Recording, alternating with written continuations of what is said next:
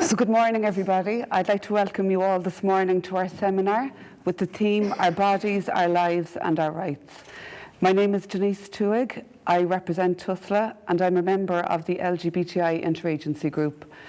Cork LGBTI Plus Interagency Group has representation from all of the public agencies, LGBTI Plus NGOs and community representatives in Cork.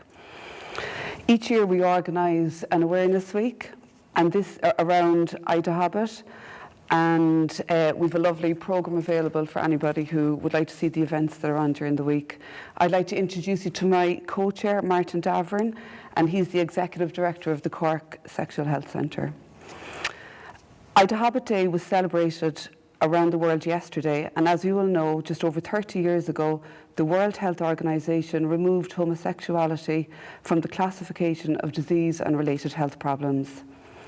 This International Day against homophobia, biphobia and transphobia celebrates LGBTI plus people globally and raises awareness of all the work still needed to combat discrimination and to drive forward equality and human rights for all.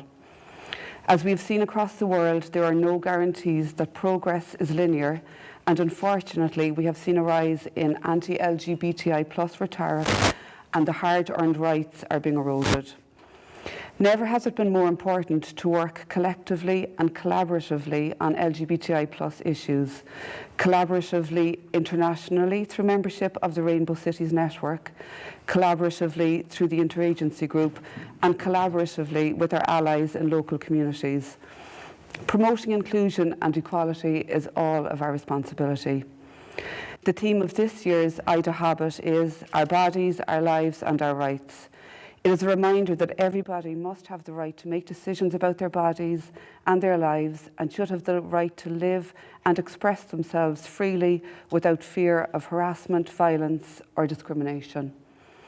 At this point, I'd like to introduce Manuel Rosas Vasquez, who is joining us online and since 2019 has been the coordinator of the Rainbow Cities Network and who is also the managing director. Cork, as you will know, is proud in lots of respects, but it's especially proud to be the first and only city in Ireland to be a member of the Rainbow City Network. The network has approximately 42 member cities worldwide. The network brings cities together to work on tackling issues of concern to LGBTI plus communities. Manuel is going to share with us some examples of good practice and policy across the network related to the theme of Our Bodies, Our Lives and Our Rights. Manuel has pre-recorded his presentation and is with us online, so is happy to take any questions afterwards. Hi everyone, I hope you're having a great seminar so far. I want to thank the City of Cork and the Interagency for inviting me to participate today with you.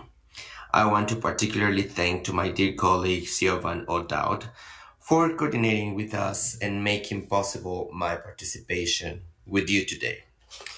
Our bodies, our lives, our rights isn't a statement that we all need to remember and more importantly, to defend and help those who are still struggling to own and to live by those words. As you probably know, in the last report from ILGA Europe, there was a severe rise in 2021 of anti-LGBTI rhetoric from politicians and other leaders, which has fueled a wave of violence with anti-LGBTI hate crimes reported in every country this year. The response to this has been an allied determination in many countries and at the European level to tackle hatred and exclusion of LGBTI people. Unfortunately, the majority of the states have failed to address the needs of the LGBTI communities. During the pandemic, and the civil society and local governments continue to fill the gaps this year. The human rights situation for the LGBTI people in Europe and around the world is increasingly complex, with certain groups becoming more and more vulnerable. Anti-gender and anti-trans rhetoric have remained widespread, strong and steady, very often targeting youth. But there is a beam of light at the end of the tunnel. I have always thought that there's more good people than bad people. By the way, I want to apologize for my voice. It's just that recently I had a flu, not COVID. And that's why I sound a little bit funny to you. So as I was saying, there's always a beam of light at the end of the tunnel. As an example of this, we see that the Spanish government held firm its role as defender of human rights of trans people. A growing number of countries are recognizing or addressing the right for intersex people to be protected. Germany, for instance, banned intersex surgeries. Belgium is working towards such a legislation that will allow to ban the aforementioned surgeries. While the Netherlands apologized to victims of sterilization and gave them some compensation, France became the third country in Europe to ban the so-called conversion therapies. Malta followed in 2016, and finally Germany banned them in 2020. But probably you are wondering, what are the local governments doing? Well, this is where I come in. And I am proud to share with you some of the work that some of our members are doing. Of course, this is just a small glimpse of the work that they are doing. So without further ado, if you allow me, I would like to show what Barcelona has done. And for instance, in 2020, Barcelona guaranteed by a major decree that transsexual, transgender, and intersex people who so wish to be addressed or refer by the name that they identify, they can do it and they will do it. So in all personal documents issued by the city, the change will be available without much legal trouble. A non-binary option will be added to all municipal documents containing the variable gender in order to reflect the gender diversity of the city's residents. Also in Europe, in Bern, has prepared and published guidelines to be used as a planning basis for architectural measures, which includes the recommendation that in new buildings and in renovations, it doesn't matter how old or new the building is, in addition to gender-separated toilet and or check rooms, there should be a gender-open, universal areas should be included, planned, and built in these new buildings or renovations. Also in Europe, Cologne and Hanover have enabled a safe swimming spaces for trans and inter people at public pools. Different dates during the different months. And this program, it's a pilot program, and it will last till 2023. And then they will see and evaluate the results. But I think this is an important step forward to include and to make visible the trans and intersex community. But more importantly, and that is one of the richness of our network, and we are very proud to have Cork being a member of our network. I would like to talk to you and show you a bit about Sao Paulo in Brazil. Sao Paulo, it's a founding member of our organization, and since 2021, they created a program called Transcidadania. And this Transcidadania, I will call it, it's a comprehensive policy because it provides access to education in public schools, professional training, and preparation for the job market, for trans people, especially those socially vulnerable. As we all know, the trans community is particularly vulnerable in pretty much every country. So the policy has a cross-cutting and intersectional approach that includes health services, education, transportation, and labor. The program lasts 2 years, or is programmed to last 2 years. And during this preparation, the beneficiaries receive an income. And the outcome of the policy is raising the level of education and, as a consequence, increasing the chances of trans people to be able to enter the formal market, the job market. I think this is very interesting because usually we focus to emulate the policies that might happen in this side of the Atlantic. But I think this is very interesting because we can see that in other areas in the so-called global South, the advancement for the transgender rights and, more importantly, inclusion in the society are advancing in a very good direction. So that's what I thought it would be worth it to mention it to you today. I couldn't include that in the presentation, but I would like also to talk to you about Zurich, going back to Europe. And they launch a new equality opportunities plan.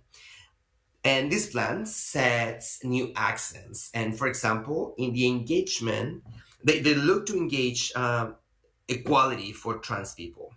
As part of a pilot project, the city of Zurich has introduced gender neutral toilets in the city hall that are accessible to all genders. Their motto, and I think this is very important because sometimes as public servants with the work, the everyday work, we forget, but they have this motto that it's that trans people should not experience disadvantages in the use of urban services and urban infrastructure. I think this is very important because the city is setting the example to guarantee equal access to all the citizens. And because usually we tend to ask only to the to the private sector that they change, and definitely they have to.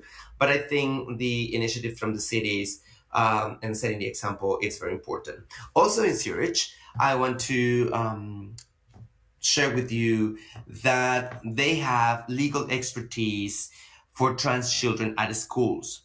As you probably know, it's still a hot topic in many countries and many legislations because of the debate when should be the right time for children to transition.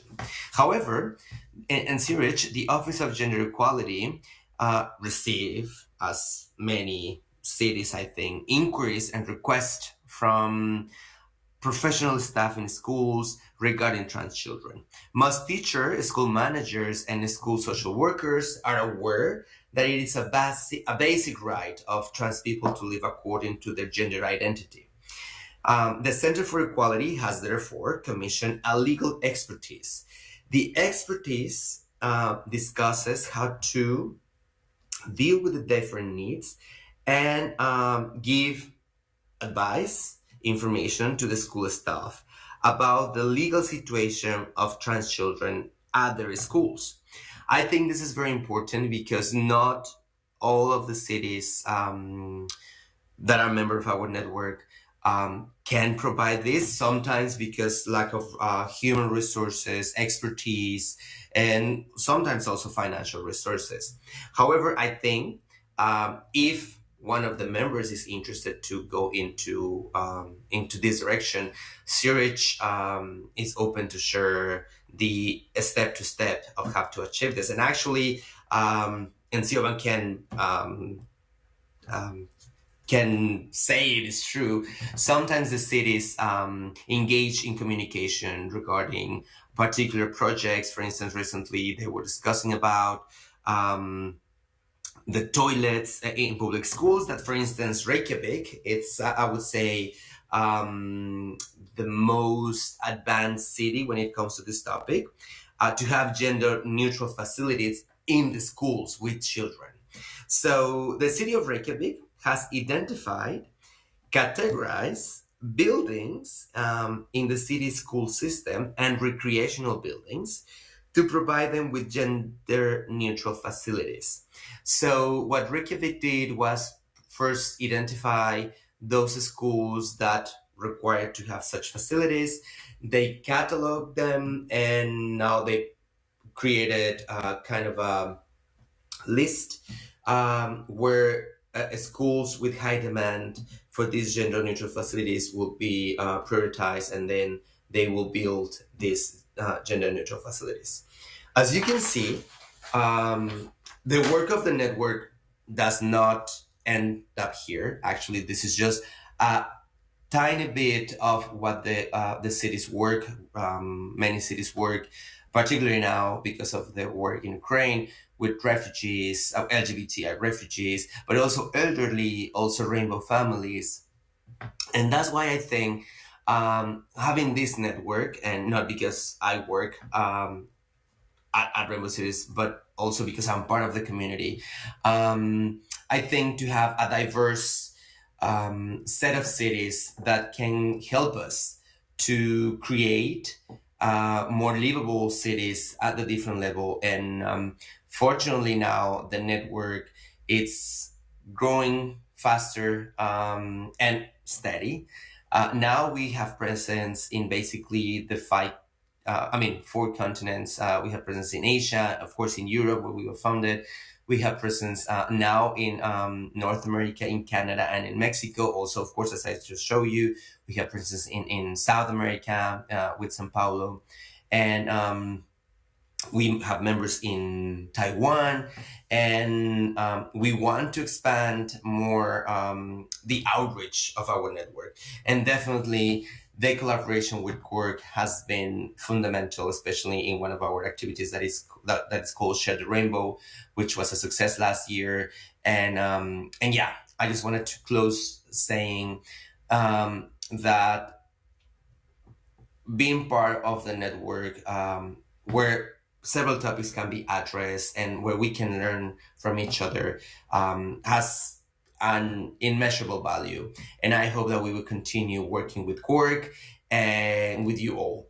So I apologize again for my voice, and I hope I was clear enough. And if you have some comments or some questions, I will be happy to answer them, and I will be here with you.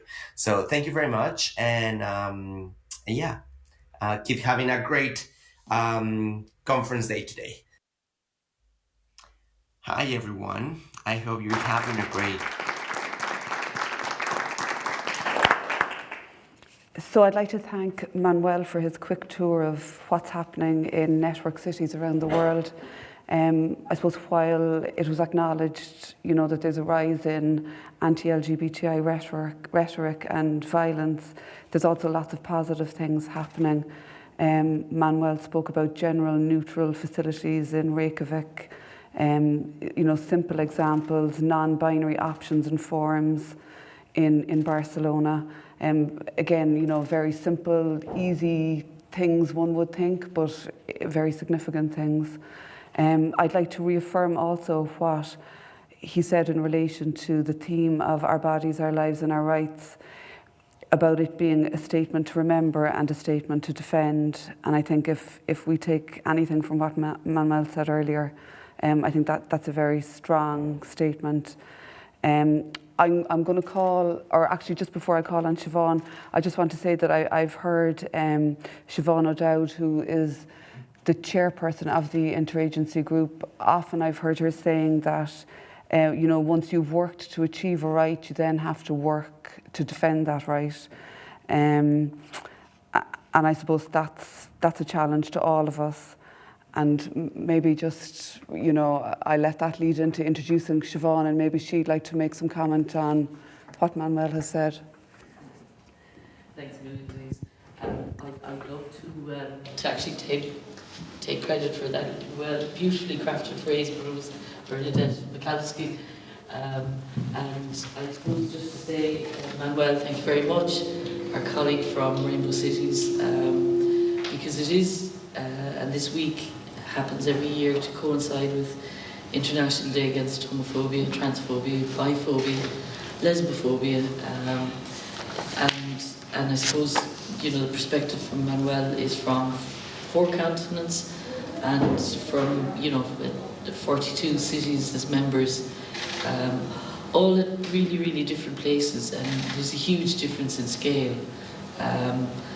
And I suppose Cork's a small city, and there are 3 kind of categories of city in the Rainbow Cities Network, and small cities is one of them, and we're definitely in this kind of small city. But I suppose the challenge is to still actually try and make, sort of work for change, challenge the prejudice, and see what can be done here. And in our case, that's very much through the interagency group, drawing on the public services that we work with, the LGBTI community groups here in the city, and then in the kind of wider communities as well. So it's both, kind of working on the things that need to change, and maybe this week is also a bit about celebrating some of the visible things we can see that have changed, and very much, to go back to Bernadette's phrase, defending what has changed and ensuring that it's there. So I know Kate and Ailsa were in Dublin yesterday at the launch of a campaign to ban all conversion therapies in Ireland.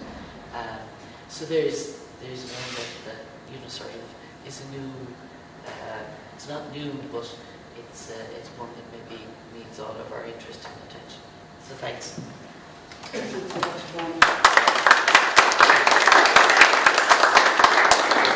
And thanks, Manuel. So I'm not sure if Manuel is online with us or not.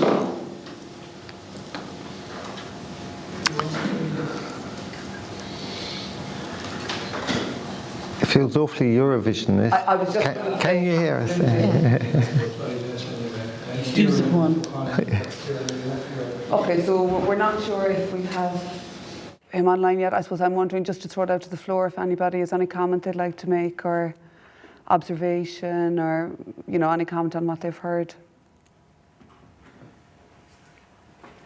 Yeah. Actually, I thought something that was really interesting to me, and that was the I think it was Bern had architectural guidelines, and I think. And actually, you might just introduce yourself as well, if you wouldn't mind, just so we know. Am I live? Can you hear me? I'm Martha Halbert, Cork City Council Community Team. I was really interested in the information about the architectural guidelines from Bern. I think it's a really good reminder for us all to look at a more broader audience of stakeholders within our organisations, because I guess, I never considered, probably until our architecture team were involved in the balustrade outside City Hall this week, that they too could be allies in this work. And I suppose it's a good reminder for us to reflect on who we work with in other programmes of work and how we can bring them on board to create safe spaces and, to champion the needs of the community. So I thought that was really interesting. That's great, Martha, thanks. Thanks a million. So my own experience, I'm Jack Fitzgerald with Gender Rebels Cork, and I know myself, when I first went to say UCC, we had just introduced gender neutral toilets, but the workaround that they found was to kind of turn the disability toilets into gender neutral toilets. And the problem then is we start butting heads with people who were using those toilets originally, and they kind of felt like that space got taken away from them. So I think it's very important when we're looking at an architectural angle at this, when we're planning things in the future, is that we're working in tangent with other people, that interconnection, so that we're not butting heads with somebody else who also needs those spaces. So I think the idea of having specifically gender neutral and not just turning disability toilet into the gender neutral toilet is a very important thing to think about as well, because I know myself, when I was in UCC, the disability services were they felt like we took their toilet away from them, and we didn't. That was the workaround, and it wasn't a good workaround. So I think again, I know myself now, I'm going to be reading that policy when I get home to kind of figure out the nuts and bolts of it, because there's a way to do it, and you don't want to put two groups who've been marginalised against each other when you do it either. You have to think about the whole picture, and that's the really important part as well to all of that. It's great, Jack, thanks. I'm not sure if there's anything coming through there, Siobhan, is there? Silence from Spain. Okay, so thanks everybody for that. Anybody else in the crowded room? No? Okay, I didn't miss anyone? No. Okay. Thanks. So look, we'll move on to our panel, and I'm just going to introduce people one by one, if that's okay, if I can just get on my bits. Okay, so I'm going to start with Sinead. Sinead, I'm laughing because I don't have your surname here. So I'm Sinead Lucy, thanks very much. I have everything else organised with that. So I'd like to welcome Sinead Lucy this morning. Sinead is Managing Solicitor of FLAC, a human rights organisation which exists to promote equal justice for all. In 2020, FLAC was able to trial a service for LGBTQI plus people. Sinead studied law at UCC and studied in the UK before returning to Ireland and qualifying as a solicitor. She was named Lawyer of the Year in 2019 and is a passionate advocate for and defender of human rights. And the FLAC team that represented, I suppose I should just say, to put FLAC in context, it was the FLAC team who represented Lydia Foy in the courts and whose action eventually led to the Gender Recognition Act in 2015. So you're very welcome this morning, Sinead. Thank you. I'd like to introduce Ailsa Spindler, who is Project Coordinator at the Gay Project in Cork since 2020. The Gay Project supports gay, bi, trans and queer men to enable them to participate fully in Ireland's social, economic, cultural, political and artistic life. Ailsa brings a wealth of experience in the non-profit sector, including work on human rights, health and the environment. Of particular relevance to their role, Ailsa was the first Executive Director of ILGA Europe at a time when EU-wide LGBTI legislation was taking effect. They also led the Equality Network in Edinburgh and was Director of the Terence Higgins Trust in Scotland. Ailsa's campaigning for LGBTI rights was recognised in 2005 with the Ian Dunn Memorial Award for Activism, nominated by Stonewall Scotland and awarded by Pride Scotia. So you're very welcome, Ailsa. I'd also like to welcome Kate Moynihan. Kate is the coordinator of LINC, an NGO working specifically with lesbian and bisexual women in Cork. LINC is committed to informing and impacting upon social inclusion policy and practice and provides peer support services to women in Cork. She's a long-term activist in the LGBTI plus community and has worked with LINC for close to 10 years. As part of her work, Kate regularly delivers LGBTI plus diversity awareness training to companies, organisations and colleges. So you're very welcome, Kate. And finally, I'd like to introduce you to Margaret Mckernan. So Margaret is the Director of Nursing at Mercy University Hospital. In her role, Margaret is committed to providing a welcoming service to people of all diversities in the hospital. Margaret chairs the internal sanctuary group and leads on social inclusion in the hospital. So you're all very welcome this morning. Yeah.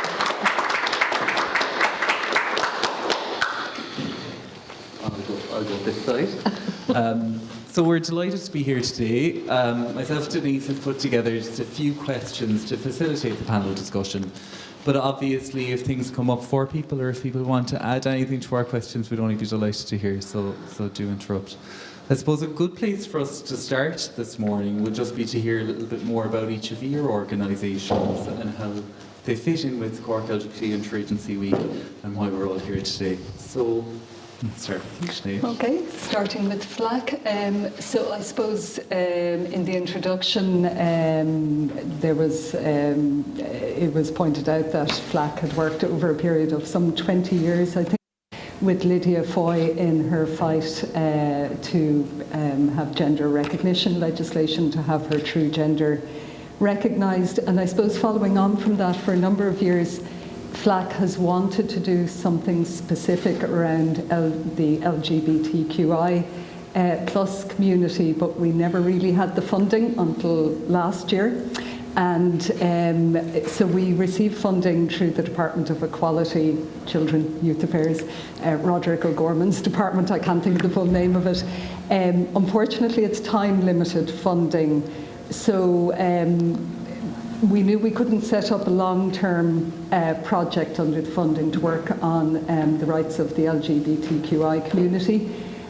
So we decided, what can we do in the context of time-limited funding? So what we've done is we're running I think it's a 9-month project that will end at the end of August.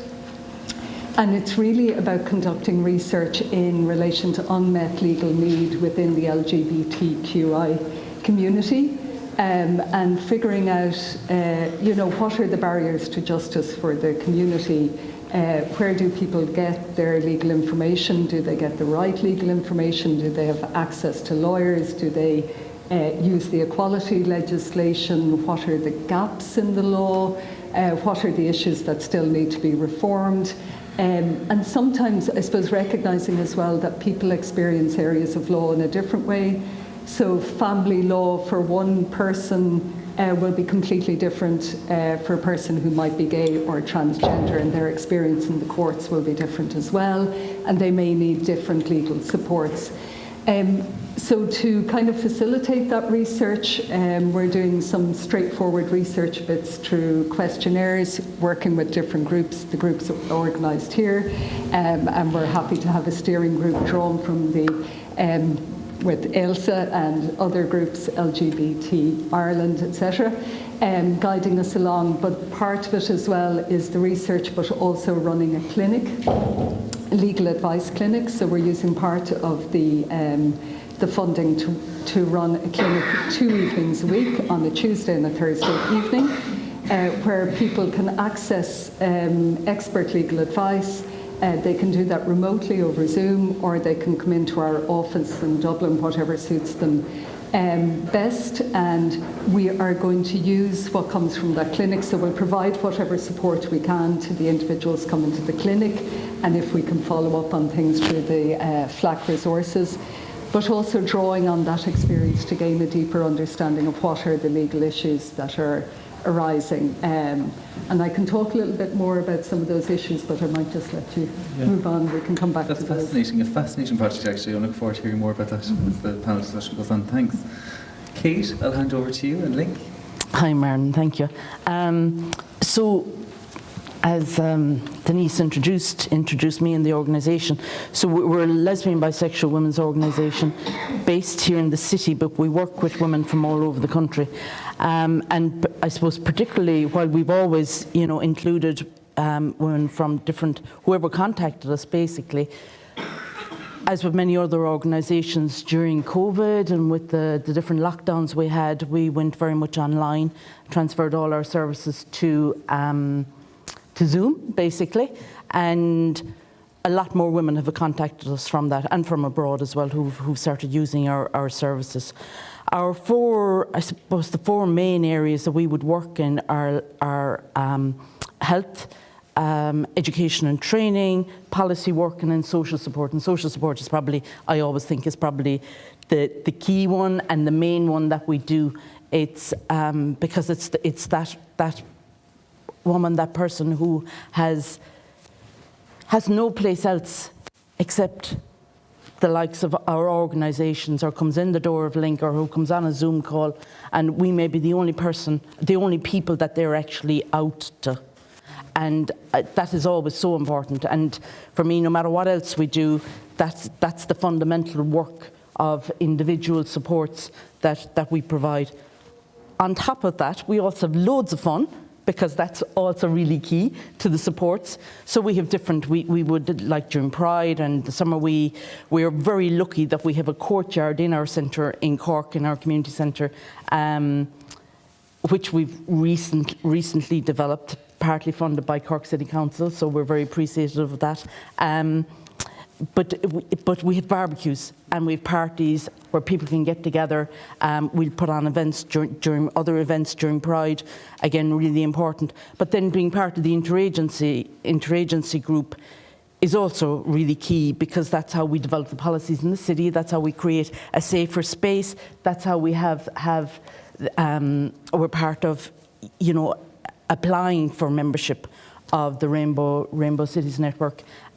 So, there's many other areas, very much around health, where we run a health week every week in May, where we would put on different workshops, different events that look at health, and we're involved in as well we were involved with the screening services, where we were involved in developing a study on the experiences of LGBTI plus people and people with cervixes, of their experiences of cervical screening. So many recommendations have been put forward from that, which they're beginning to implement, which is really positive outcome there. We also have a project called Worklink, where we were funded by the Equality Fund from Rethink Ireland, which works with supporting women to go back into education, further education, and also with employment supports. And as part of that as well, then we're out delivering training to companies in the city and further afield as well, around making like everybody has policies these days, but then it's actually getting that policy down to the floor, down to the ground, and making sure that everybody's on board. So we're working very closely on that as well. And I'll leave it there at the moment. Great. Thanks, Kate. Thanks, Martin. Thanks. It's great to hear of all those initiatives, and God, the social connections really ring through, I think, for all of us after the last few years. Having those social connections and spaces for people to meet is really important. So thanks. Ilse, I'll hand over to you now on Gay Project. Thank you. I could take the short answer and just say Gay Project is for men what LINC is for women. And in many ways that's true, but there are some subtle differences. Not in terms of our aims, they're very similar, but some of the issues and some of our approaches are a bit different. And I would perhaps illustrate that by saying, I was talking to Sinead before we gathered this morning about how there are still hierarchies of discrimination, and this would be unpopular with some of our service users, but if you're a gay man, yes, you face discrimination for being gay, but you still have the privilege of being male, and if you're white, you have the privilege of being white. And this would be a very different experience for a gay woman of colour, for example. So these things are nuanced and subtle, and we have to always remember that it's not a simple solution to all these problems. Like LINC, we carry on lots of activities with a strong social element, it's true. And one of the issues that is a bit different is that many of our older service users grew up and went through puberty and started developing sexual attractions and things at a time when sex between men was a crime. It was punishable with all sorts of horrible imprisonment. Luckily, the death penalty went away a long time ago, but funnily enough, not as long as you might think. I think the last, in Britain, which of course included Ireland back then, the last hangings for consensual male sex happened in 1836. So not so long ago, you know, and by the way, just on that subject, the evidence for that was that the two men who lived together, their landlord described watching them through a keyhole, and that was enough to get them hanged, you know, even though the defence was, well, he couldn't have seen most of what he described. So landlords have always been a bit dodgy, but let's not go on to off subject. So we do try and give gay, queer men, and men who have sex with men, which is a category which often gets left out of the list, but there are men who quite regularly have sex with other men, but don't identify as gay or queer or in any of the other little subdivisions we have. And it's really important that we include them in our work, because they are statistically at high risk, for example, from sexually transmitted infections, and often they can then transmit that to their maybe female partner who knows nothing about their other activities. So just from a human health point of view, that's an important issue. But I just want to say a little bit about the rights as well before we go on. The rights are extremely important. as my introduction said, it's some 20 years since the EU introduced sort of underpinning equality things, which have been enacted in different ways and at different times in different member states, because that's the way directives work. And I would say Ireland, after some initial reluctance, has been quite good at enacting those into domestic legislation. But that doesn't mean to say that public attitudes change with them. Any of you who saw the comments that followed some of the posts of the wonderful rainbow balustrade, which we're all delighted to support on Monday, but there were some truly awful online comments, people, you know, saying, why do you ram this down our throats and all this kind of stuff. It's just homophobic abuse, and this is what we have to put up with every day. So it's not just a rights-based thing, it's about changing attitudes, and I think that's our big fight. Yeah, and such an important fight it is, and it's great to have organisations like yourselves and LINC for doing that and for advocating on the ground where policy actually does hit the road. So it's very important. Great. Margaret, I'll hand over to you. Hello everybody. I suppose I feel quite humbled by listening to my panel contributors and their bios. I'll just give you a little description about the Mercy Hospital for people who don't know it in the city. We are one of two 24-hour emergency departments, hospitals with emergency departments in the city. We're a HSE funded but a voluntary hospital, and I suppose for us that's a very important distinction because it puts us in a different category to other HSE hospitals, we feel, and it also gives us latitude to maybe do things a little bit differently. So I am the Director of Nursing there. I have always had an interest in the area of inclusion health and looking at it as broader than just social inclusion. And inclusion health looks at everybody's health needs. So for me as a hospital, our challenge is that sometimes for people presenting from the LGBT community to our hospital, this may be their first interaction with a healthcare facility. So it's really, really important that when somebody presents, when you're sick anyway, you're vulnerable, no matter what, you're vulnerable. So when somebody presents from a community that can be particularly vulnerable and has been marginalised, it's really important that our staff recognise the importance of that encounter. And a lot of it is to do with communication. You know, that's another key area that I lead in the hospital. And as somebody said there, you know, you can have all the policies in the world, and I'm a big proponent of this. You can have metrics, KPIs, policies, but unless you're measuring what matters, and unless the policies that are up on the wall are in here and they're exhibited for me at the bedside and with every person encounter between my staff and the person who's seeking that, it's a waste of time. But that takes time to embed that into an organisation. I was one of the people that led out in the hospital when we developed our own values, when we named our values, and those values grew from the floor up. So they weren't imposed on us from HSE, they were what staff said that this is what the values of the hospital are. So we have our values and we use those as a platform for education.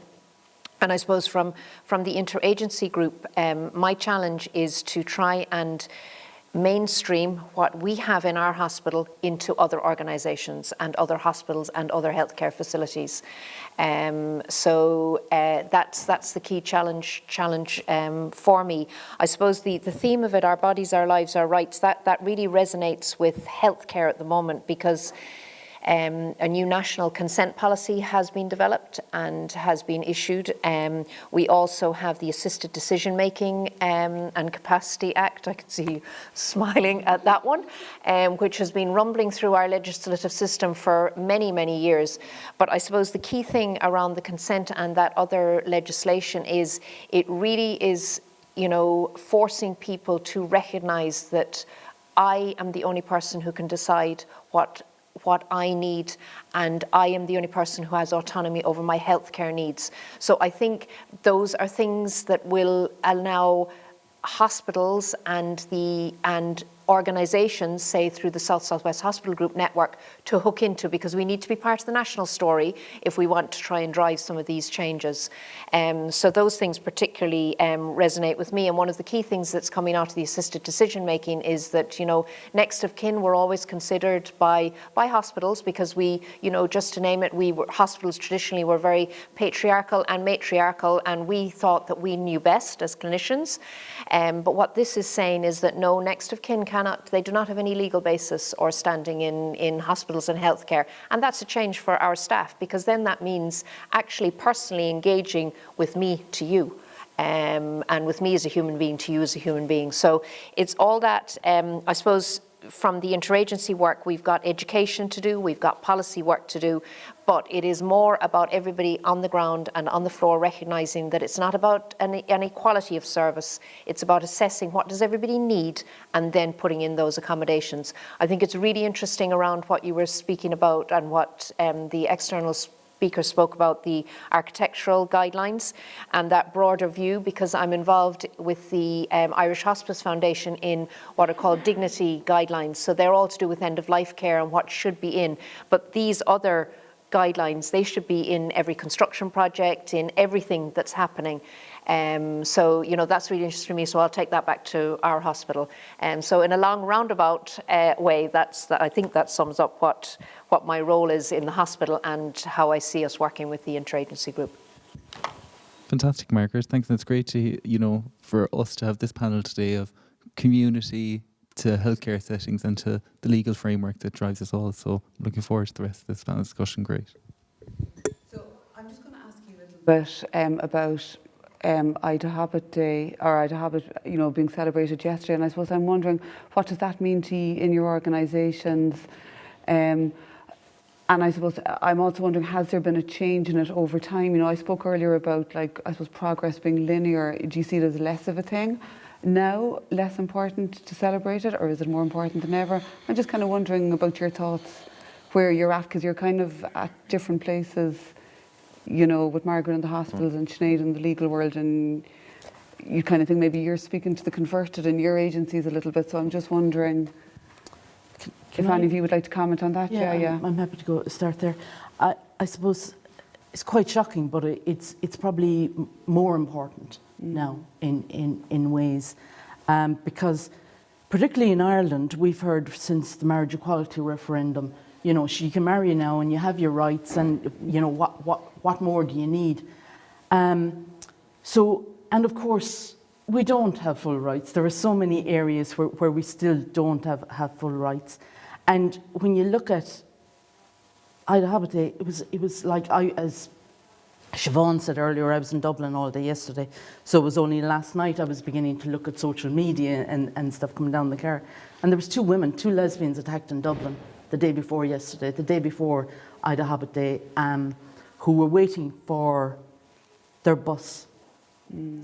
And we know what's happened, you know, recently as well up in Sligo, with two men being murdered and other incidences of homophobia and biphobia, transphobia, lesbophobia that have been occurring over the last few months. So it's really essential that we don't lose the focus and that we don't take our eye off the ball of how important the rights we have gained and still more that need to be gained aren't lost. We see it around the world. We see it in America. We see in the UK where, you know, since Brexit, like, again, homophobia has gone through the roof. All those type of attacks, and here in Cork last year during Pride, where there were, you know, graffiti being written all over some artwork that the youth group had produced, with our own drama group in LINC, who had put on they'd put up signs out in Fitzgerald Park, which were all vandalised, they were replaced, they were vandalised again. So it's not all okay. And when you look at then the schools and what's happening in the schools, while again there's great and there is massive, you know, improvement for people and for our lives, you still see young people being bullied, and in schools and reports that belong to have produced where the really high percentages of where they still feel unsafe going to school. You know, IDAHOBIT Day is as important, if not more important. And I think, like Margaret said, it's one thing to have the policy on the wall, but you need it in here, don't you? Absolutely. You know, you need, every school has anti-bullying policies, but it's not the norm practice. Is there anybody else who'd like to say anything? I'd just like to add, when people say, haven't you got everything you need for LGBT equality, I often think, well, hang on a minute, haven't we been talking about racial equality for decades, gender equality? I mean, I'm not going to ask anybody in the room, but who thinks that women are treated equally to men? Who thinks that people of colour are treated equally with white people? So, the LGBT community is so special that we've cracked it in a couple of generations? I don't think so. You know, we're all still struggling. And in a way, if we don't link the intersectionalities and understand the real lived experiences of someone who just tried to shoot me. No, I don't think the real lived experiences of people who face all sorts of discrimination, if we don't actually grasp that and listen to the voices of the people suffering, then we will think it's all about here's a policy, tick the box and move on. And it's not. It mustn't be, ever. Would Margaret like to add anything? Or? Yeah, well, sorry, Margaret, do you want to? No, go on, you go. Yeah, I suppose I think marriage equality marked a kind of high point where you can begin to slip backwards again and kind of go, yes, we've achieved this. This was the ultimate equality battleground and we got a yes, so that it's all done. But I would very much agree with the other panellists that you have to keep working on it. And one of the areas we would see that in terms of equality legislation, and obviously that equality is much larger than that, but in terms of the work around non-discrimination, there has been a clear point with the creation of the Workplace Relations Commission where there's been a loss of consciousness of that legislation and using it. And I heard one person saying to me, oh, but they repealed that legislation in 2015. It's only employment now. And you're kind of going, oh dear, you know. And if you look statistically at the number of complaints under the equal status legislation that's around access to goods and services, they're dropping year by year and dropping across particular grounds. And I think one of the big pieces of work is bringing that back into the public consciousness and saying there is really important legislation there, but we need to do a whole lot of work around making sure that people are accessing it, that it's suited, fit for purpose, that it provides proper remedies for people, and that people feel that they're dealt with sensitively within the system. So I think there's a whole huge amount to work. So yes, equality, but a lot more to do. Absolutely. Yeah. Thanks, Jack. Yeah. I think so, and I think the visuals are all wonderful for this week, but it's about keeping those visuals alive the rest of the year as well, because again, they're things that, they seep into people's consciousness. So even the small visuals like having the stickers up, wearing your lanyards, all of those things they're not just tokenism, and it's really important that they're there all the time, I did get a call yesterday from someone in the South West Hospital group, which was fantastic. They rang me in an awful tizzy because they hadn't put their flag up. Do you remember last year we were up there? Yeah. And I thought, well, yes, this is good because this is somebody now who I know is really, really taken up with a lot of other issues at the moment, but they knew that this was important to do. So those things are important, but it's about maintaining it then for the other 360 days of the year. Okay. And by the way, can I just say, 17th of May, fantastic day. But I remember last year and this year, it seems to always pour with rain, so perhaps we should look at a different day. Yeah. Go visit Manuel next year, maybe. In the day. Maybe that'll be I'll take it. Celebration. You might have better luck out there. That's true. That kind of brings us on nicely to the theme of this year. So, with the theme of the year of IDAHOBIT this year being our bodies, our lives, and our rights. And with each of you working across the sector in different ways, what does that theme mean to you within your organisation and for yourselves? Shall I kick off on that one? Yeah.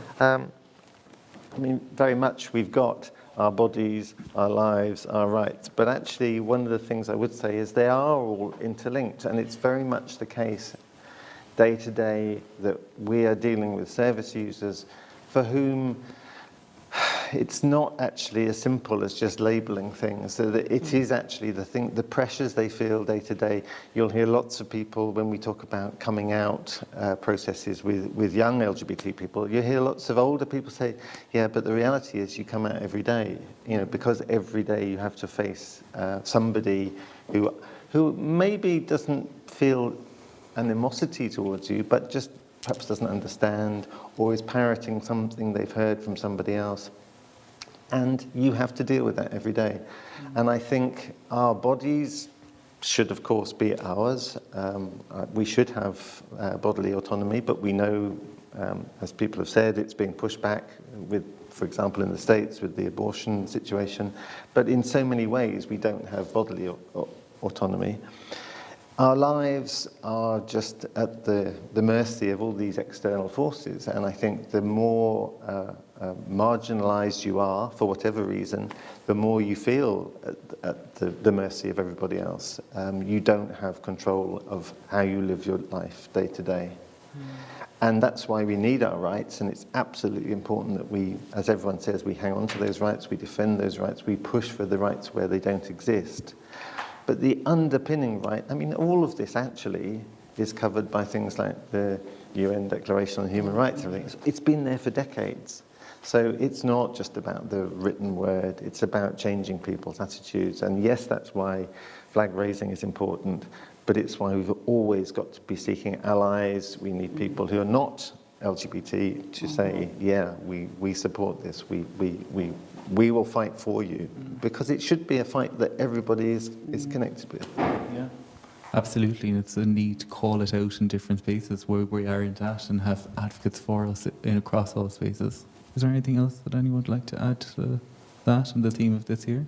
Yeah, I think in, I suppose, just being a bit more specific around it as well, is like just taking, for example, trans healthcare in Ireland. As we all know, you could really say it's non-existent. It is so poor. There is so much more to be done there, for people to be able to transition, to be able to have surgery in Ireland, to be able to have all those rights that any cis person has. To be recognised, that's really important. And then I look at our families. Manuel mentioned rainbow families. If we look at, for example, a lesbian couple who are planning on having a child, they're using clinics. They have to use a clinic in Ireland, basically, to have both of their names on a birth cert. The cost of that, the expense of that for them, compared to if they go abroad and use the clinic abroad, which a heterosexual couple can do, and at a much less reduced, or at a much reduced cost to them. Things like that. We don't have surrogacy. It's happening, but again, it hasn't been legislated for the likes of two gay men who are living in other countries and may go abroad as well to have children through surrogacy. This obviously affects heterosexual couples as well, but that needs to happen right now. Again, we talk about hate crime legislation, banning conversion therapy, and they're all interconnected for us to be able to live full lives. And not feel that discrimination, not to be considered, well, you're still not quite there. You're still just that bit less than, because we're not going to provide those rights for you. So I think, there's a lot to be done. There's a lot to be done, isn't there? I was only saying to you during the week, sometimes it feels like it's a step forward, but actually in reality it's more of a step sideways, and we still have a lot of forward steps to take. Sinead or Margaret, is there anything you'd like to add to kind of the theme? Yeah, just a very short reflection on it. I just think it's interesting that it links experience with kind of human rights type frameworks. So I think as lawyers we need to learn a lot more, and I'm learning this morning, some of these things aren't obvious on paper. So what I'm hearing from Kate and Ailsa and Margaret, you know, it's making me think, oh, actually, those are the gaps. That's where we need to kind of look into and see where are the rights falling short, because there is so much more to do. But I think just the intersection between the kind of human rights and the experience is a really powerful way of bringing that together. And, you know, informed lawyers can do so much more than, you know, somebody who just exists in the abstract and doesn't quite understand, well, what is that experience? So Kate talking there about the experience of a lesbian couple versus a heterosexual couple, that's not going to be obvious in the legislation. But when you say it, you're kind of going, yeah, obviously, that's how it works. That's how it discriminates against that couple, and that reality is still there. So yeah, it kind of resonated with me in terms of how it links the two. Yeah, I think it's for me in healthcare, it's about equity of access to healthcare, but it is being able to have the ability as a clinician to hear someone else's story and look at it, you know, from their viewpoint, not from your own. I think that there's a whole piece around acknowledging biases, and that's a piece of work that we have an advanced nurse practitioner who works in inclusion health, and she is unbelievably, she's brilliant in terms of communication training and that whole idea that, you know, we're not all perfect human beings, and it's more about acknowledging. It is really important that I acknowledge and I own my biases, but when I'm at work, I cannot visually display those, you know, so because there is a very clear requirement on me from a legislative perspective, but not pretending that they don't exist, you know, because that's really important. I suppose the access to healthcare that equity of access to healthcare is really important as well, because any community that falls under that whole social inclusion or social exclusion, you know, their determinants of health are much poorer. You know, so you're talking about poor health outcomes. People don't live as long. You know, they're less likely to seek help for cardiac problems, for cancer problems. So that's all well researched. And again, even if we're looking at it in a wider healthcare delivery framework, it makes sense if you look after people before they get sick, because that reduces the burden. So even if you're looking at it from an health economics perspective, it makes sense to deal with it around that equity of access. And that communication is so strong, isn't it? You know, it's communication from the ground up and people's lived experience and how it's impacting on them, then that how it impacts on healthcare and on the legislation and the blind spots that we might have to that. Great. And if I could just add to what Margaret said, I mean, I think it's excellent that she and the hospital she represents have reached out to ask about, you know, training on how to deal with LGBT people, because you're not born with it. You know, you have to learn some of the techniques, and some of them are very specific medical issues. One that I've often used, and people go, oh yeah, I hadn't thought of that, and even quite experienced medical people will say, I hadn't thought of that, is, for example, you might get a trans woman presenting who's been living in a female identity for decades, and they say, I need a prostate check. And that really makes some, you know, experienced medical professionals go, what, you know? And there are many other examples, but that's one that it's still their right to get that health service, you know? There shouldn't be a barrier, but there are all sorts of barriers out there. Yeah. And it's us being open to hear that as well. So when someone asks that question, it's not about going back to the notes and shuffling through them, going, oh my God, what am I going to do here? It's about sitting down with that person and saying, well, when was the last time you had one done? Yeah, exactly. You know, how can we facilitate that here today? Yeah. You know? Yeah, and that is the acknowledgement that actually a lot of LGBT people know more about their particular situation than anybody else does, and that respecting that, I think, is really important. Yeah, absolutely. Great. Thanks. I've loads of things running through my head, but I'm going to stick to the script. So wing it, Denise. No, I'm going to stick to the script. So you know, working collaboratively is a cornerstone of this week, and I suppose particularly with the interagency group, you know, for people who don't know, I suppose we're a complete mixed bag, really. I think, you know, there's people from City Council, from TUSLA, from some of the NGOs, from the Navy. You know, like I said, we're a mixed bag. For me, personally, every day is a school day. I learn something new every day working with the group, which is fantastic, and I do try my best to bring it back. And I suppose I'm wondering for you know, in your work, what the benefits of that type of collaborative work is that you do. I suppose for me, it gives me a group, a framework, because we love that in healthcare. We're so hierarchical, we love frameworks, we love things we can hang it on, but it actually makes sense to people if you can bring it back to a group. And I think locally it works because I'm not from Cork, but I'm living here 27 years now. You're still not but from I think Cork. No, I'm not. I know. But that's what my husband says to me. He's you're from not. County Cork, and he said, "You'll never be from Cork." But I think it is something. There's a great community sense in the city, so people recognise that.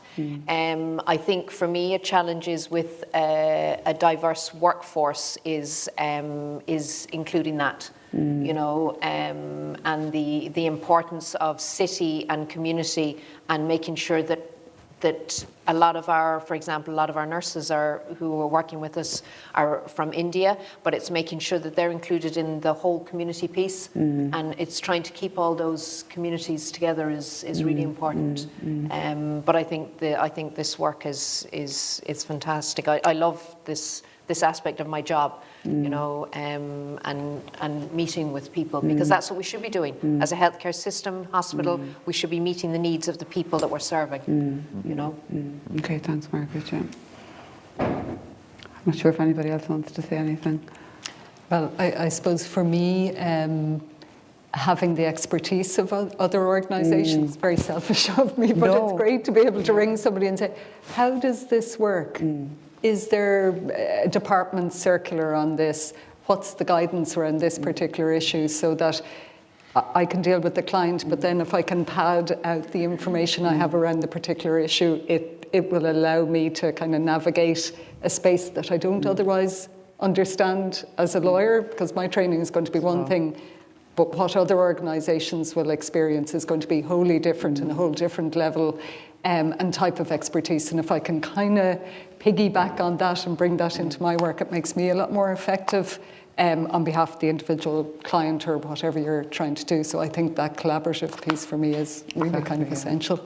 I think for us, even the networking benefit of knowing each other in the city has been I think networking is really important. And I mean, Sinead's a good example of that. When we were discussing this whole day, I thought, I know who we could ask, because I've had connections with Sinead from a completely different side of my working life.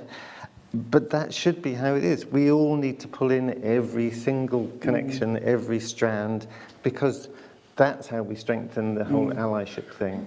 Nobody can be an expert in everything, particularly in modern life, where life has become so complex. And I think particularly after a couple of years of Zoom meetings, where you miss out on all that sort of post-meeting chat, you know, while you're having a sandwich or a coffee, and you make those little connections. We've got to get those working again, and I think the interagency group is fantastic for that. It really is vital, I think. And in a way, the Rainbow Cities Network is the same thing on a global scale. You know, we should be making those links.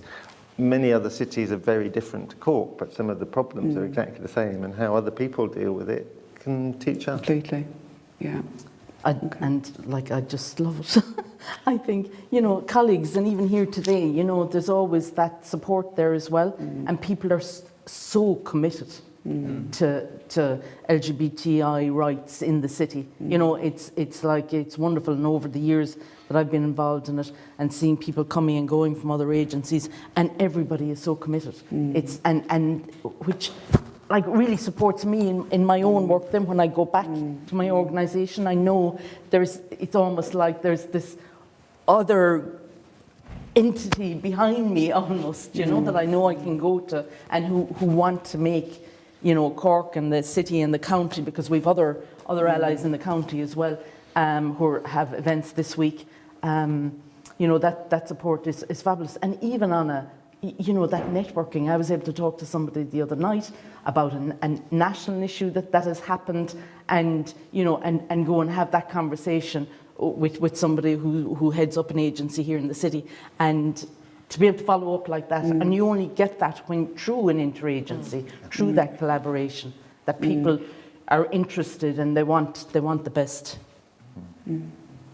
I think there's an opportunity, though, for the interagency group to maybe become, and maybe the time isn't quite right now, but to become a little bit more politicised in terms of that whole, trans healthcare in Ireland and what's not available for people, because there's a lot of very, very, strong. There are people in key roles in different organisations. They're all recognised. They're all legitimate, and that's a force that I think isn't being probably harnessed enough and taken nationally, particularly around trans rights. I really do. We'll plan that later. Yeah. Yes.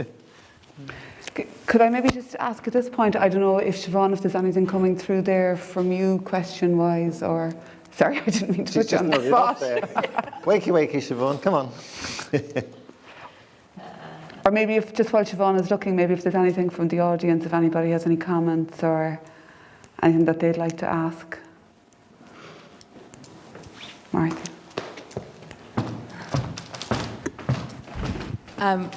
Martha again, Cork City Council. I couldn't let the last comment slide without, maybe juxtaposing it with the debate around the National Maternity Hospital this week, and I'm not sure if I'm allowed to say this in the council, but I think the politicisation of it is a really important element. We can be advocates and then we can press beyond. And, as Cork City Council, we obviously support and provide secretariat for this group, but, harness the momentum of being an autonomous group as well. Absolutely. And you obviously, you all come from really, well qualified and experienced backgrounds and understand the legal nuance and the experience nuance. I mean, that's such a unique perspective to bring into a conversation around.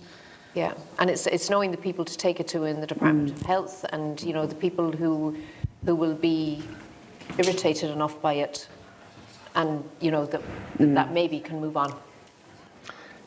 We actually had an example of that with the provision of PrEP in Cork, where I think there still is a bit of a block at a certain point. The people on the ground who were dealing with the issues were wanting to improve things. I was talking to sort of high up the HSE, and they're saying there's not an issue from our end.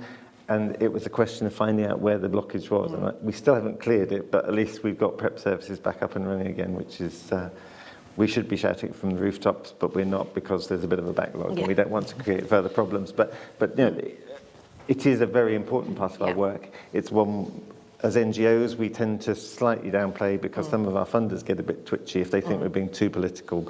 But we can be very strong advocates, is the way I would put it. Absolutely, and what you're doing there is you're using your national informal networks that you have already, and it's knowing the people who to go to, because that's particularly in Ireland, Irish politics. It's who you know. It's who's the right person to door to knock on. Absolutely.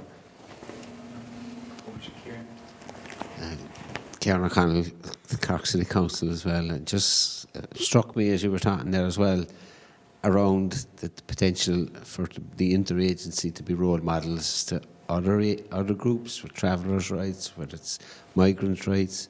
And the model is actually exceptionally good in terms of, like Kate was saying there, for any of us working within the interagency, it's a huge learning experience, but there are really positive stuff that come out of it.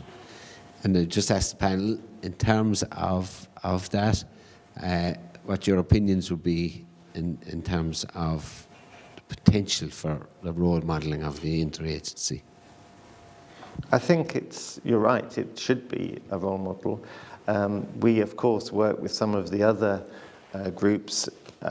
Gay Project was very delighted to be awarded an allyship thing with the Travellers' Rights Movement, and I think that there are other organisations too that have had that.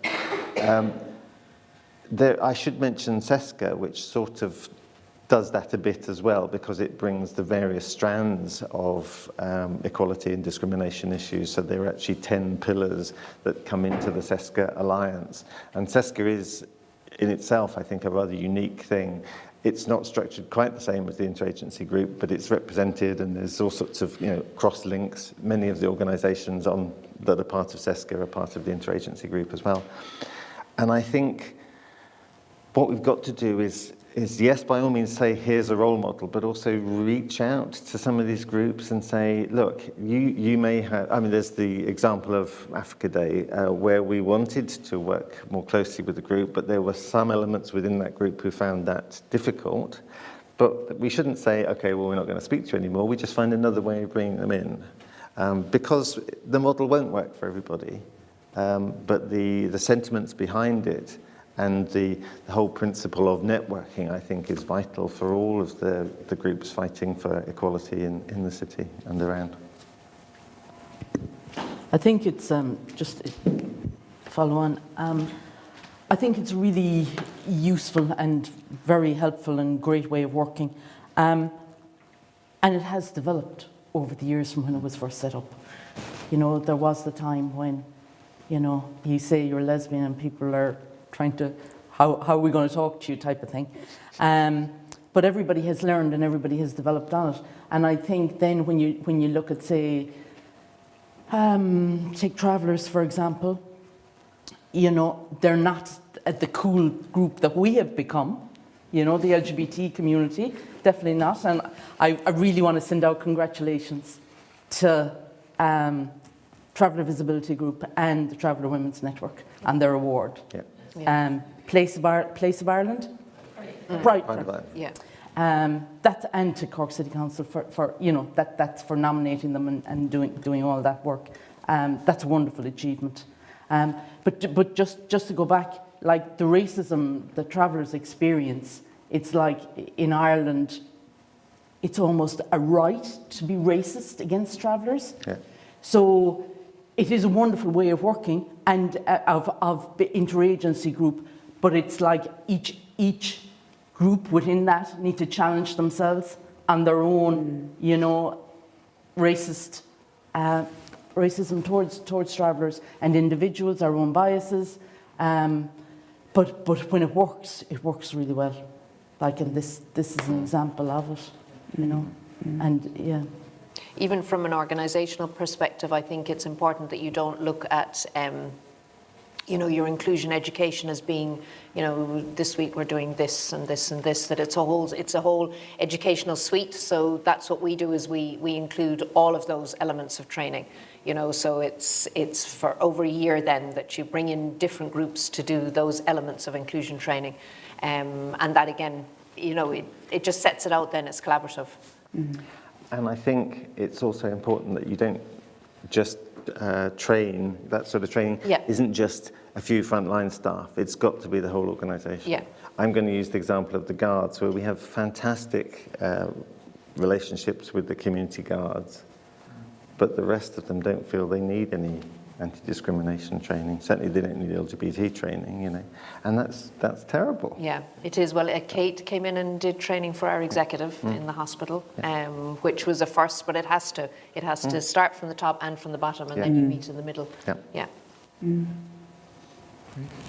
Thank you. Online, it's mostly likes and comments on the discussion. Okay, thanks, Siobhan. So just moving it on, I'm just going to ask Kate maybe about the Rainbow City Network, and just maybe to tell us a little bit about how we became a member and what the process was like. Okay. All right, thanks, Denise. So when you say Kate, I immediately go, oh, something specific I'm supposed to know about. Anyway, with the Rainbow City Network, and it was great to hear Emmanuel this morning, and just like, when you're connected, it's like when we talk about the interagency, and Ailsa said it, that it goes so much wider than for the Rainbow City Network, and it's wonderful to be a member of that. We are the only city in Ireland who is in the whole island who is a member of the network. And when we started the application back around 2017, it was something we felt we wanted to do as an interagency, and to take up that place, because as I say, there was no other city in Ireland doing it, and to learn what we've learned this morning and to have access to those resources is really important. So 2017 we made our application, and then that's around 2018 they sort of closed applications before we were accepted, and they redeveloped and they formed a board. So it wasn't until 2022, 2020, or what year are we in? 2020, that we were officially accepted then. You'll see the flag where we've included the RCN on that, and then on the balustrade, which was absolutely fabulous to launch that outside the civic offices in City Hall just on Monday. So these are all developments happening through that, because the Rainbow City Network is very much about the city and the municipal authorities within the cities. It's not about the NGOs necessarily, even though we're obviously impacting on the policy of that. But it's the city that has taken it on, and it's Cork City Council that have taken it on for the city to be on the Rainbow City Network. So congratulations really to Cork City Council for wanting Ireland and Cork to be represented on that. That's great. And it's fantastic to be a first in Ireland for that, and well done. It takes a group of committed people to get that over the line, and it's great to see it across Cork City Council now for the week. Ailsa, there's a policy group as part of that Rainbow Cities Network. Do you want to tell us a little bit about that policy group and its importance in moving forward with this mission? Sure, yeah. The policy group is to address a particular initiative of the Rainbow Cities Network, which is to try and develop LGBTQI+ inclusive policies for all of the cities in the network. That's quite a problem in a way, because as Siobhan said earlier, there are sort of 3 levels of city in the network. We're all treated equally, of course, but we have some very different approaches. So Cork is one of the small ones, and we have some pretty big ones in there as well. When we were discussing within the interagency group this whole process, and we were talking, for example, about there was Washington DC want to join the party and link up with us, I think, this evening. Washington DC's LGBT office, whatever it's called, has an annual budget of $20 million, and you just think, no, that can't be right, but it is. And you know, they're very much at another extreme, but we are a small city here in Cork. But that doesn't mean to say we don't have brilliant ideas, and actually some of the benefits of being a small group is we do all know each other. I mean, I bet there are loads of people in Washington DC who don't even know where the office is, and they're probably activists. But so it reminds me actually of my days with ILGA Europe. When I joined ILGA Europe, it was a very small organisation, but rather weirdly, ILGA Europe was bigger than ILGA World, which was the parent body, because ILGA Europe suddenly got some funding from the European Commission to develop a network that was to underpin the rollout of the implementing the directives across Europe. That was how it all came about. And there I was with 2 part-time staff, and we were dealing with national organisations like COC Nederland or RFSL in Sweden that were huge, great organisations. I mean, I remember going to visit RFSL, and they had their own office block in the middle of Sweden, and at one point the person who was sort of showing me around said, we've got you penciled in to do a radio interview this afternoon. I said, oh yeah, that's fine. Where do we go for that? And they said, oh well, the studio's on the 2nd floor. And you're like, jeepers, you know. And the Rainbow Cities Network is just like that. There are all sorts there. What we're trying to do with the policy group is to pull out all the best bits of what's already happening, but also where all the gaps are, and we all learn from that. And of course, it's not just the size of the cities that's different. I mean, I could be a bit political and say one of the difficulties in Ireland, and I'm sure the City Council feel this all the time, is that local authorities have very little power. It's so much of it is centralised. And in many of the cities that we are working with in the network, they have massive levels of autonomy, and so they're deciding, stuff around the policing, around the health, around social care, all sorts of things are devolved to city level. So their policies can go into many more different areas, but we have to work with what we've got, and I think in Cork, the policies have to be all about making sure that the institutions, the state-funded bodies, are all on board with the importance of LGBT equality and issues and the stuff that Margaret's been saying. You've got to get it right up to the top. So the policy group is looking at the things that we do well and looking at the things that we don't do so well. There's a conference coming up in Berlin. When is it? It's not long. Yeah. 21st. Yeah, about a month's time. That's one of a series that are looking at this whole process of developing policies.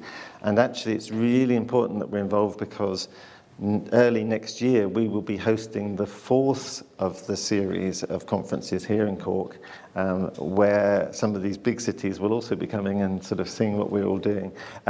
It's the City Council, of course, right behind that, and Kieran, you'll be organising that all on your own, won't you? I think, yeah, pretty much. But we want big buy-in to this process. So we're not saying no, we're a little city, we can't do it. We're saying no, we have some ideas, we have things that we want done this way. Here are the policies we want in Cork. We want adopted by the agencies, by the organisations, and yeah, we'll learn from other people, but hopefully we can instruct other people as well. Sinead, I'm going to ask you a specific question, if that's okay. So I suppose like all the work that people are doing, it's guided by legislation, and I suppose maybe just to get your thoughts on, I suppose if you kind of had a magic wand and could make reforms, what would you target? What needs reforming, and what would that look like, maybe? Oh. Sorry, no, that's very... If I had a magic wand, where would I end? But I suppose in the context of the discussion this morning, I suppose a particular focus would be around equality legislation, because that is being reviewed at the moment. So again, Roderick O'Gorman's department is looking at that, has gone out to consultation, written submissions have been made. Now, I'm not that aware of I don't think they've really said what the next stage of that process will be, but I would expect that the department will be going out to talk to groups and organisations around the equality legislation and how it should be changed. And I suppose one thing would be to get all the kind of groups represented here, people watching in, other LGBT groups, also to engage with that process. We have, the legislation was very progressive when it was introduced. It has fallen, it's kind of become a bit antiquated now. So in terms of issues around gender identity, it still operates very much on the binary, men, women, and transgender people are only protected qua being a man or qua being a woman, but not in terms of being a transgender person. Similarly with intersex people as well. So that's a piece of work that needs to be done, and we need to make sure that false narratives around transgender people don't come in there and suggest they're a different category. It's not a gender issue, it's something else. And I think there's a lot, we're all aware of those narratives and the red top type things around prisons and this and that, and most of it is rubbish. So I think there's a process there. I think also just the effectiveness of the legislation needs to be looked at. As I said, the accessibility, the Workplace Relations Commission, how does somebody even find out now where they go around an equality issue? But also the remedies. So it operates on a jurisdiction that's similar to the district court. But some of the experiences of discrimination are really, really profound, really damaging for people. And why are we pitching it at the lowest level of our court system? There has to be scope for higher, there are for gender that's dealt with differently, but across other grounds. I think also, you asked me now, so I'm going to keep going. No, keep going. Because somebody brought it up here and it's been mentioned in different ways. The equality legislation very much operates on 9 separate grounds, as if somebody is just a woman and nothing else. They're not a traveller woman, they're not a lesbian woman, and we really need to look at how our legislation responds to intersectional issues. And the obvious example for us in FLAC is we run a Roma clinic, and the experience of Roma women is completely different from Roma men, but that isn't easily dealt with in our equality legislation. So I think we need to look at that, because that's where the equality debate is now around intersectionality, and our legislation needs to reflect that. So the review is great, but obviously the engagement with it is really, really important to show to the department this is a really important issue that people care about, and we want to see change there, and we see equality legislation as a really important aspect of, I suppose, social justice. And therefore, you know, it is an issue that impacts people's day-to-day lives, and we need to make sure it's as effective as possible and progressive. Ireland was at the forefront with our equality legislation in 2000, but we're beginning to fall behind. We need to get ahead of it now. Like our gender legislation, gender recognition legislation as well in 2015 seemed really progressive. But it's falling the behind. complacency kind of creeps in, doesn't it? It's like we've gotten it, we don't need to keep going, and that's what I mentioned with Siobhan earlier. It's then you really need to and it falls out of step with people's actual experience in their lives, and that's not good. It needs to reflect what is that experience, and then how does the law match that to ensure people are protected or their rights are promoted. And there's a job of work to do there. Okay. For those of you who don't look regularly at the ILGA Europe annual map of equality across Europe, the latest one came out last week, I think, the week before, and Ireland used to be a really strong dark green, not just because it's the Emerald Isle, but because it was one of the best. And now it's a pale, wishy-washy green, and it scores around about 55%. You know, that's awful. Because the country that still is at the top, well, it might be second now, but is Malta. And Malta, back when Ireland started, Malta was, I'm going to say, dare I say, even more primitive than Ireland was then. You know, and they've made, there was no divorce, there was no nothing. You know, it was just terrible. They have made massive steps, and they've carried on making massive steps, and that's, I think, the lesson we. The only response I'll make to that is we have to be careful to try and kind of bring people with us, because I believe there's a bit of a backlash. That's true. There was very progressive legislation, but people were almost kind of going, oh, is that what we support? And maybe it didn't get popular. And that's where I think the work of the groups is so important, to say this is the experience and this is why we need this change. It's like transgender healthcare. Unless you understand that, you'll be like, oh, what's the difference? What's the problem? What does that matter? But the actual experience, the narratives around that can support that legislative change is so important as well. Okay. And it's so interesting to hear as well around the intersectionality of it. And actually I might come to you now, Margaret, around inclusion healthcare and maybe how that looks for service delivery on a healthcare setting for individuals interacting, and where we might need to go into the future with that. Yeah, and I suppose if I look at our inclusion health, it starts really with our emergency department, because we commissioned a piece of work as a hospital a number of years ago to look at the communities that we actually served.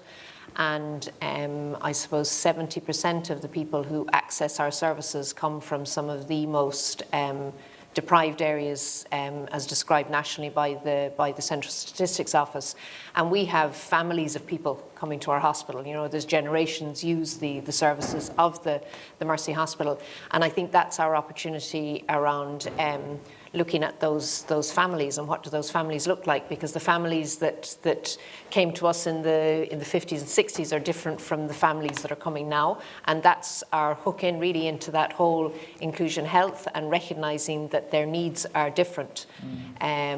But it is about really, it's about meeting the needs of people where they're at, and it is the stories and the narratives are so important, you know. And in a really busy, what challenges us for busy clinicians, particularly in the emergency department, is having that time and just emphasising to staff, you know, 5 minutes spent now, 10 minutes spent now will reap rewards down the road, but not shutting it down, and remembering every single encounter counts.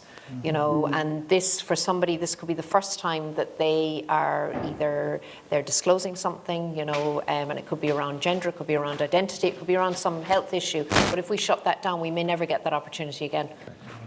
So it is those, you know, starting at the small level, and then you build it up through the organisation, you know. And then I think if people working in the organisation, you know, it's more about the organisation being inclusive rather than being diverse, because I think if you have an inclusive organisation, that brings diversity with it, because then no matter who you are or what you are, you feel safe there. So it is that piece, you know, for us. It's all about the language. It's all about how you talk to people. Yeah, If that answered your question. It did, yeah. I think it was a lovely way, actually, to round up this. It's like that system-level change, the system responding to include everyone around it, which is great. I don't know if anyone has any further questions or comments.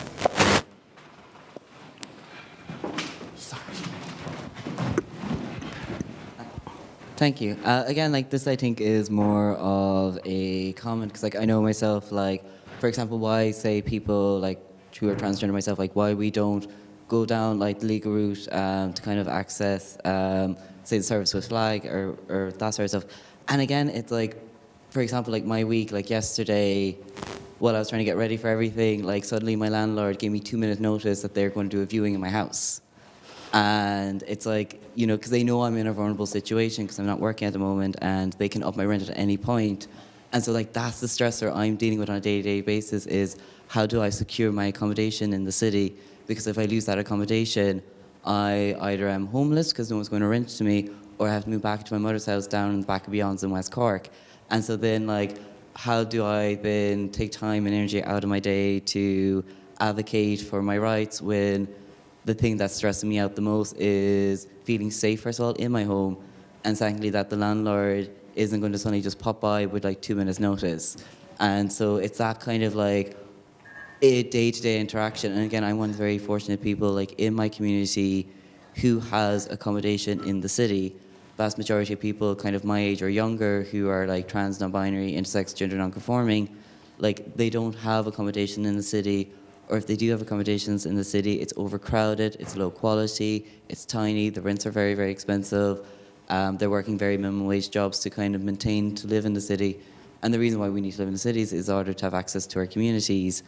And so then at what point do we carve out time and energy in our day to then go, okay, we're going to like, you know, because I know the legislation, I know the 9 grounds of equality, I know about the default case like inside and out, but like, for me to say go down that route, because like again, another example is I had to get my mom to ring the National Gender Service for me this morning to delay my appointment that's meant to be happening yesterday, because like I can't sit there after like 7 years of trying to get, well, 5 years I think, of trying to get top surgery, to hear from them again like, no, we're not going to give you top surgery because we want you to now do this assessment that's like 2 hours long to prove that you need this top surgery. And I've been asking for this top surgery for years and years and years, and then I've also recently discovered that like they have me on the waiting list for a hysterectomy that I never consented to be putting on that waiting list. But then again, it's like, at what point do I fight that battle when like I am just worried about losing my accommodation?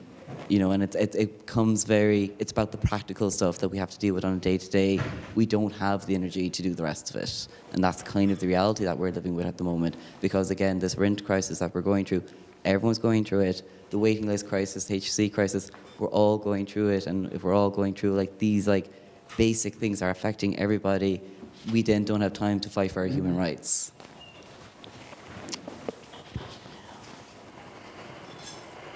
I don't know if you want me to respond.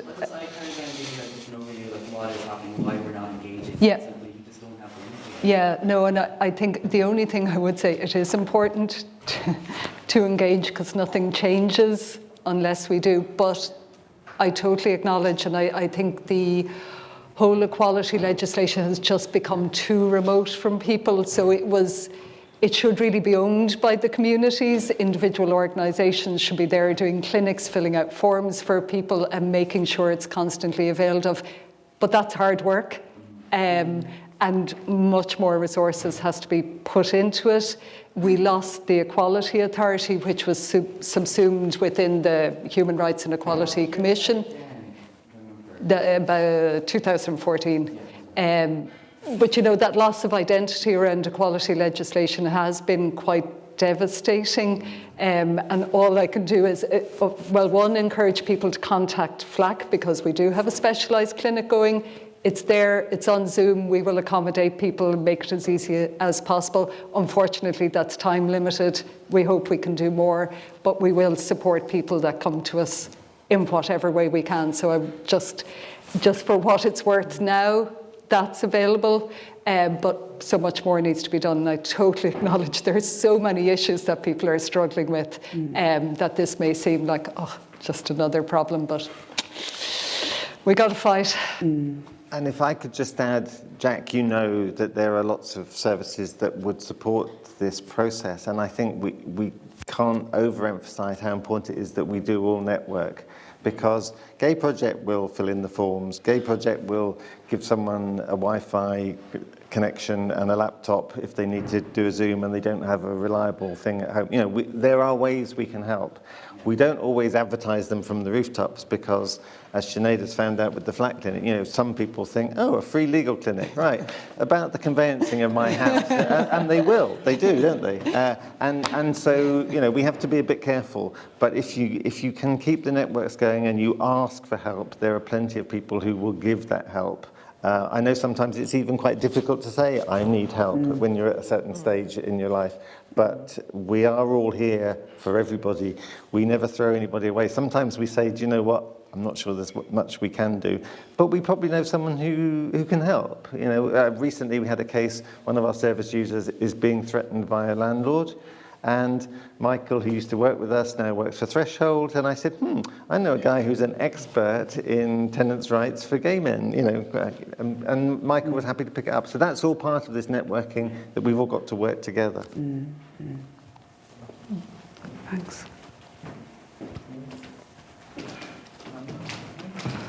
So, yeah, do you want to finish? Just on time, aren't we? Which is great. The sandwiches just came in. Yeah, the sandwiches are at the back, so we'll finish it up.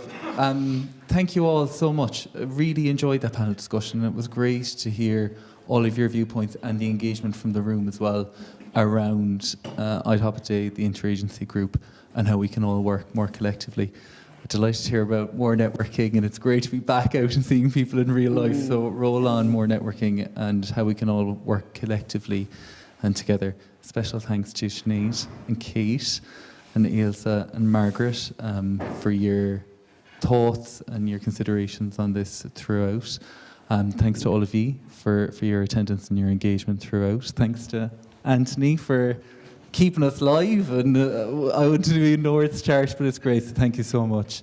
And yeah, lunch is ready, so it's the very best. Tea to scone. That's good. Yeah, you need social and economic rights to be added to the 9 grants. We'll be supporting that too. That's why I said 10.